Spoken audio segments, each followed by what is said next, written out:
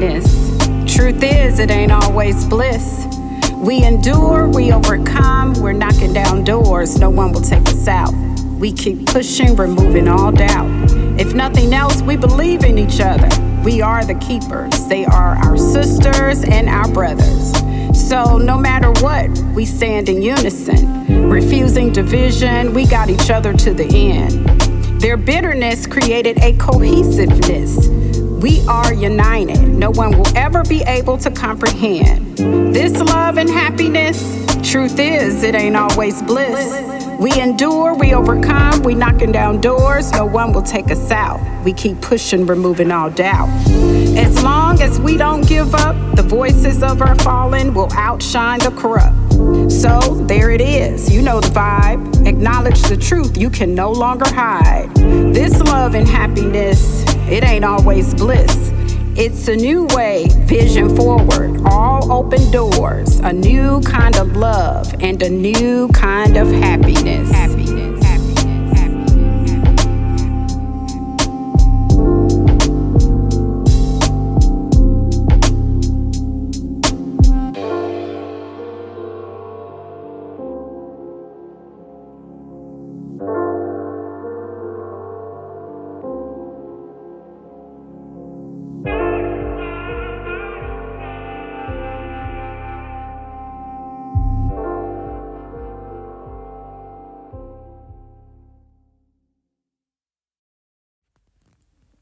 We are not the footnotes.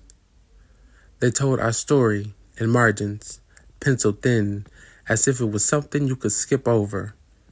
But we are not the footnotes. We are the ink that never dried. Before laws learned our names, our backs carried a once fragile country through grasslands of cotton, all while singing freedom into fields that held us captive. We are more than footnotes. We are the backbone, we are the blueprint, we are excellence, constantly doubted but consistently triumphant. We are civil rights that were dragged out of prisons and marched across bridges for. We are not just a footnote. We are the cracks from a shattered system that still is broken. Black history is not just struggle, it's strategy. From the greats who said no before we had the right to. From the leaders who knew their magic and passed it down like a flame so we all could withstand the heat. We are not just a footnote. We are the superheroes before Marvel. No capes, but audacity and courage stitched in our skin, turning whips into lessons and pain into legacy. Our powers were learning to breathe while the world had its knee on our necks, turning grief into guidance, turning survival into a roadmap for those still finding their way home. They call it history. We call it inheritance because every name they tried to bury became a seed. They want us to soften the truth, call it too much, say remembering hurt feelings, but forgetting kills futures, because when you erase where we've been, you rewrite where we're allowed to go. So we protect our history like a family heirloom, pass hand to hand, story to story, heartbeat to heartbeat. We remember so the chains stay broken. We remember so the names stay spoken. We remember because survival was never the end goal. Freedom was, and still is. We are not just the footnotes. We are the whole damn story. I woke up this morning feeling like a person awarded a new day, a fresh start. I opened my eyes and my first thoughts after thanking God was never let yesterday's pain overshadow today's joy. Instead, enjoy every unethical measure sent to eradicate my energy. Next on my agenda will be to sting every stigma, hurdle every hurdle, obey obstacles, study them just like it's a course, because of course I graduated from TUA, the University of Adversity, where pressure's a privilege. They taught us to treat challenges just like it's a sport, a friendly competition, a badge of honor just to stitch on our varsity coats and wear it with pride. We were once the demons, now we're the distinguished guys, forever resilient, never relinquish, passionately making it their business to turn passions into a business. I always wondered when I would win, and now it's time. But I can't help to feel like I'm a descendant of Hester Prynne, but it wasn't the scarlet letter A. It was the spells from the black magic. Them words were cursing my mind. But I'm here to show you that in due time, you can be redefined. So please don't persecute me like it's a crime when I tell you that I'm Eddie versus Dre and I'm black magic at its finest. But we call it black excellence. Release.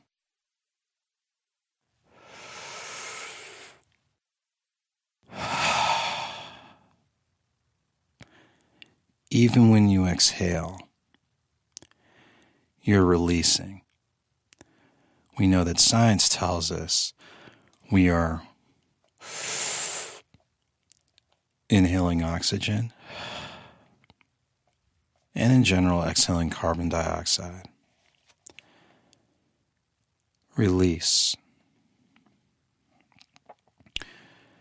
There's something called, as I learned in divinity school, a body prayer, where you would hold your hands in a fist. Actually, both hands are in a fist. And by balling your hands up in a fist, you're holding on to the things that are holding you back. Now, what holds you back can change from day to day, or it might be something that you feel is like that dark cloud always hovering over you. But imagine, if you will, your two hands are balled up in a fist. These are the things you're holding on to that are holding you back. So what do? You open up your hands and release. Now, through the lens of divinity, you're releasing to the Most High. And we'll make a concession. Some of you might still be struggling with that, but let's stick with the principle at hand. Fists balled up. You're holding on to the things that are holding you back. Open up your hands and release those things. Then cup your hands and receive the gift and embrace. So those things that you embrace, replace, and take up that space of the things that were holding you down and holding you back. Release what's holding you back. Is it guilt? Is it frustration? Whatever it is, it's okay to breathe in, breathe out.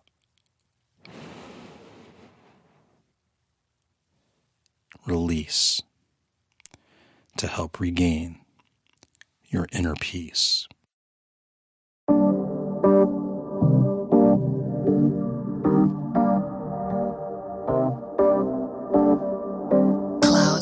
Music.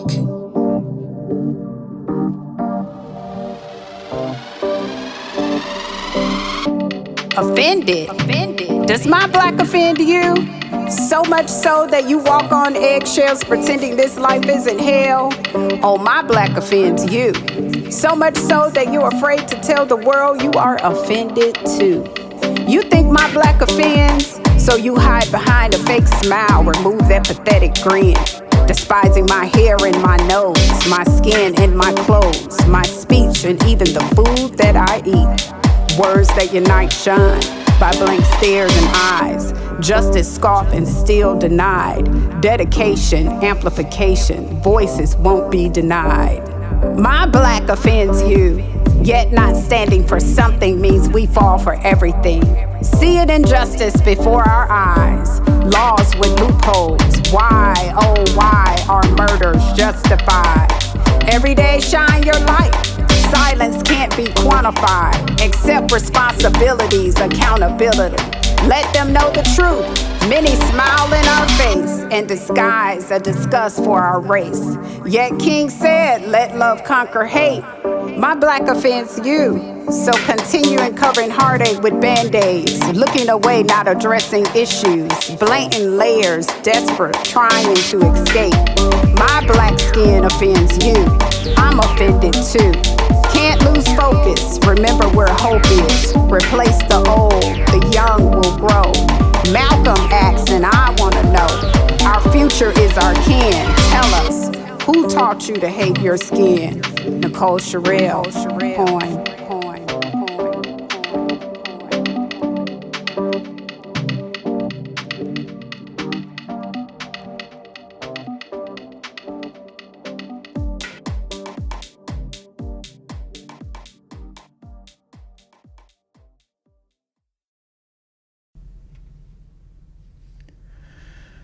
One afternoon I was riding around getting it, and I tuned into a radio show, afternoon show. Some of you might have heard about the D.L. Hughley show.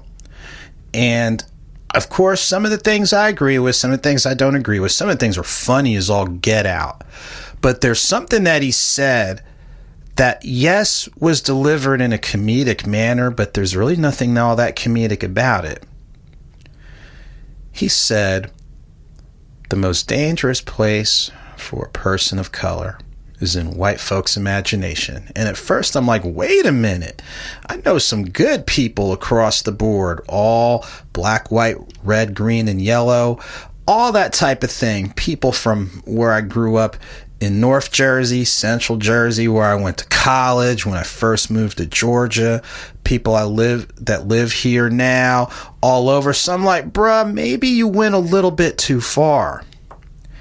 And then I thought about it a little bit more. And then I thought about, why did folks create the concept of race anyway? Because technically race is anybody that's human, so it doesn't make a difference what color you look like, how big you are, how tall you are, how short, whatever.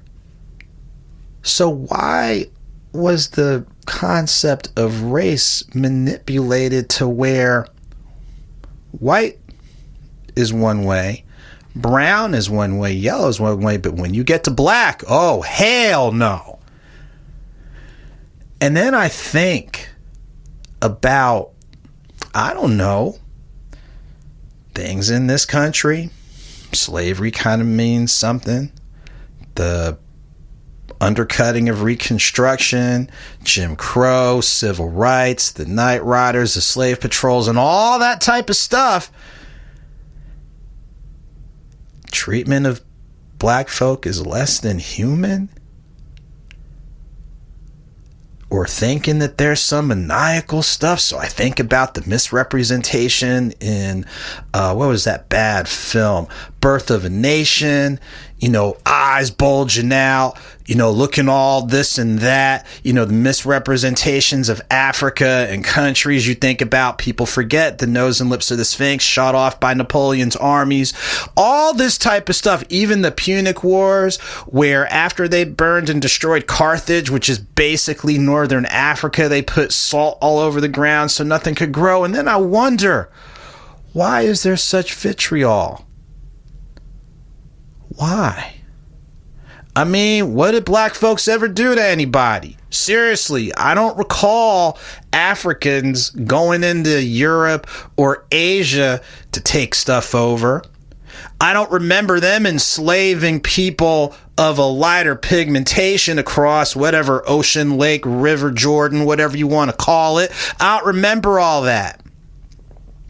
And yeah, people want to look at the internal discord that happens. And I'm not to say that there aren't any internal problems, but guess what? Y'all have them too. But why is the spotlight and the less than humanness basically directed towards one group of people? And we're all under the same umbrella, yet we forgot about that. Well, I didn't forget about it, but some of y'all did. Forgot about that mess. Why is it my pigment becomes a figment of some of y'all's effed up imagination? For real. Why is that? Last time I checked, all of us just want the same fundamental things. A suitable place to live, clothes on our back, food on the table. I don't know. We'll add on a few things. Essential access to transportation, essential access to resources, technology, food, all that type of stuff. Essential access to education. The ability to kind of go where you need to go, and every once in a while want to go, like some of us all want to go on vacation or all that type of stuff. And just for people to respect our existence. That's it. And yet, some of y'all out there, I don't know what you've been smoking or drinking or thinking, but ain't smelling too pleasant. Yo ish be stankin'. especially some of you that think about on Sundays, all of us love the Lord your God with all your heart, soul, and mind, and love your neighbor as yourself. And you do some of the most unneighborly stuff. Don't make no sense. Are you really all that scared? I mean, like, for real, you really all that scared? You really all that nervous? When you look back at all the creative things that have been done since the beginning of time by people of color, why do you let your imagination run so wild that some of the manifestations are more like the eve of destruction instead of an eve of a new day? I don't get it, and I'm not gonna get it. So I'm fed up when some of y'all only walk around thinking my pigment becomes a figment of y'all's effed up imagination.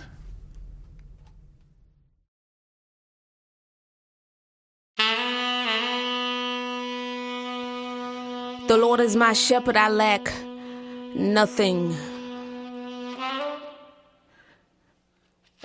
He makes me lie in green pastures. He leads me beside the still waters. And for the daughters that couldn't see what they taught us, even if the lesson wasn't verbal, it was something supernatural. You see, I thought that you were supposed to save me. But through eternity, Lord, here's my prayer. Here's my heart's desire. My heart's desire is that you take me higher, take me through the moon, take me through the stars, take me, but not too soon, not before I fulfill my destiny. Let me give this life the best of me. Let me give it all I got, God. One shot, God. Here's the sincerest prayer of my heart. Where do I start? I didn't know what I was doing. I was full of fear. And I couldn't see that you were always near. But now I can hear you calling out for me so that I can see my destiny. And even when life gets the best of me, it's your rest I need. Lord, only you can pull out the best in me. I wanted to be rich. I wanted to be famous. I wanted the money. I wanted the cars. I wanted to be a superstar. I wanted Hollywood. But before you, I stood, declaring my life needed you. I pleaded with you. But Lord, when you took my best friend, I didn't know how I could make amends. You see, he was all I had. He was the one that I talked to. He was the one that I could walk to when things were going rough. Yo, on everything, that was tough. Because when she gave me the phone call and told me he'd taken his last breath, I thought that I'd taken my last breath, and I felt like we went in together. However, that is how we rolled on earth. Now, is that what you call rebirth? I felt like a piece of me was taken, and internally I was breaking, but you came and you did a shaking inside of me, and I didn't even know that you would never lie to me. See, how do you believe in something you cannot see and things you couldn't believe that would lead you to your destiny? I was trying to find you. I was trying to find you, and in my attempts to understand eternity, there was something within me that could not profess you in me. Who am I?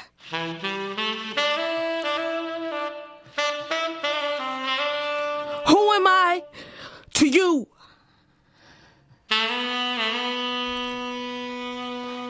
I believe if I can find who am I to you, then I will know who am I to me. And I find some place to believe.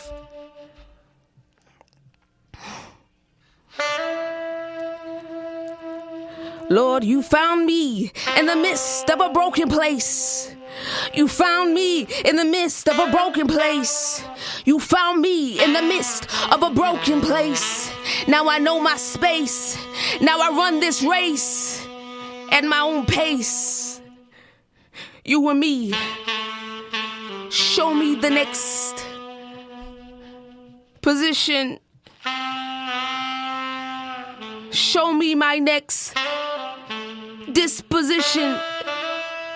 Show me my next intuition that will lead me to the place that you call me to be. You got me out here speaking to people and I don't even understand my own heart. But I know from the start you were just developing in me your heart. Here is my prayer to you. Here is my prayer to you. It ain't pretty. But yea, though I walk through the valley of the shadow of death, I fear no evil, for you are with me. Your rod and your staff, they comfort me. You prepare a table before me in the very presence of my enemies. I guess I got enemies. Amen.